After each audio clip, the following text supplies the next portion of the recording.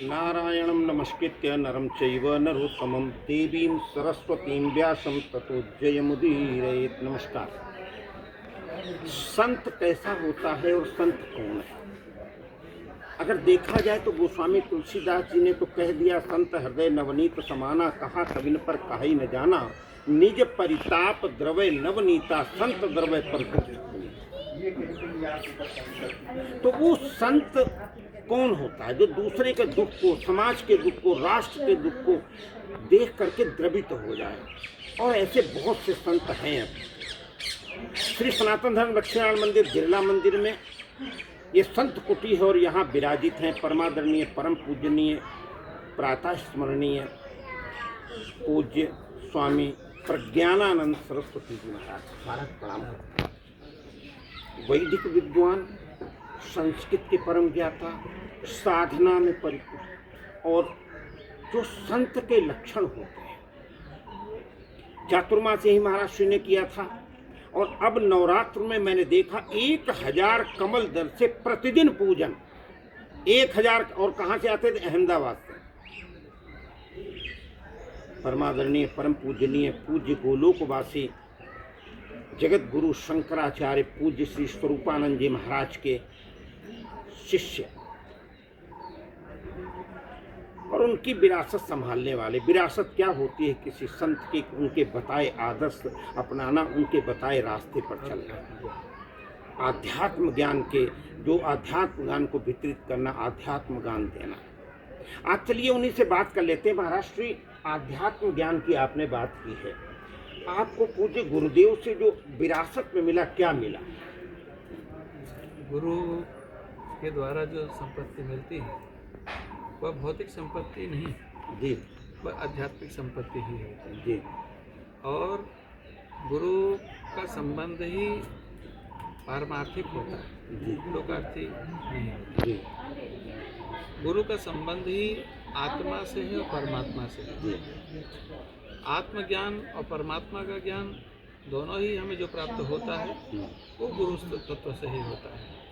हमारा जन्म लेने का उद्देश्य क्या है, यह गुरु तत्व से ही हमको प्राप्त होता है। जहाँ हमारे सबसे पहले गुरुपद की महिमा को उद्भासित करने वाले भगवान बादरायण, भगवान वेद व्यास, जिन्होंने ब्रह्म सूत्र पर ही निरूपण किया कि अथातो ब्रह्म जिज्ञासा, जीव मात्र का जो उद्देश्य है वह ब्रह्म को जानना, ब्रह्म को प्राप्त करना, यही जीव मात्र का जन्म का मूल उद्देश्य है। दूसरा तो है जन्माद्यस्य, तो वो जन्माद्यस्यत है। दूसरा सूत्र है कि जन्म का उद्देश्य अथा तो ब्रह्म जिज्ञासा ही है। तो वो ब्रह्म को जानना, किसके पास? जो ब्रह्म को जाने। और जिसने जो ब्रह्म को जानता है वो कौन है? ब्रह्मविद ब्रह्मयो भवति, वह ब्रह्म के समान ही है। तो उसके पास में हम जब जाते हैं तो तद विद्धि प्रणिपाते हैं परिप्रश्न सेव्या, उसके पास में हम जाते हैं तो हम प्रश्न करते हैं, लेकिन प्रश्न के पहले प्रणाम, समर्पण।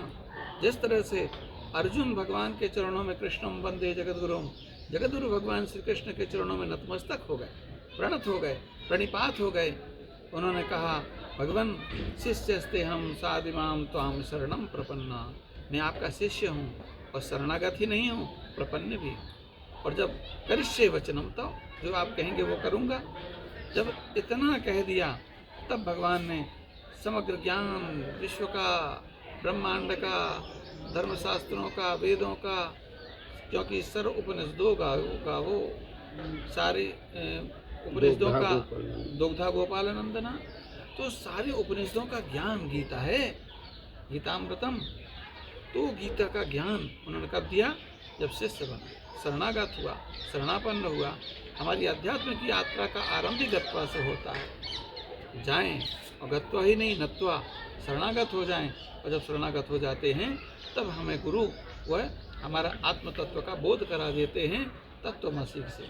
गुरु का क्या स्थान है? आपने सुना तपस्वी त्यागी कैसे होते थे? कोई आश्रम के मुँह में नहीं आते थे, पैसे रुपए उसके मुँह में नहीं आते थे, पद के लालच में नहीं होते, बड़े बड़े पद महाराज जी को मिलने के लिए इच्छुक थे, बड़े बड़े पद मिलने थे, शंकराचार्य पद भी, आचार्य महामंडलेश्वर पद भी, लेकिन महाराज जी ने चुना तप का रास्ता, साधना का रास्ता, आध्यात्म का रास्ता।